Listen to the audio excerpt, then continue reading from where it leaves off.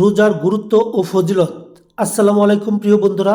রোজা ইসলামের 5টি স্তম্ভ অর্থাৎ শাহাদাত বা ঈমান, সালাত বা নামাজ, সাওম বা রোজা, যাকাত ও হজ এই 5টি স্তম্ভের একটি, যা তাকওয়া অর্জনের গুরুত্বপূর্ণ মাধ্যম। রোজা আত্মশুদ্ধি, তাকওয়া ও ধৈর্য অর্জনের একটি গুরুত্বপূর্ণ মাধ্যম, যা প্রত্যেক মুসলমানের জন্য ফরজ।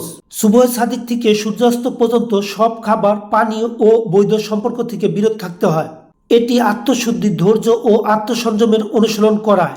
রোজা রাখলে পূর্বের গুনাহ মাফ করার সুসংবাদ দেওয়া হয়েছে। ইফতার ও সেহরির সময় আল্লাহ তাআলা দোয়া কবুল করেন।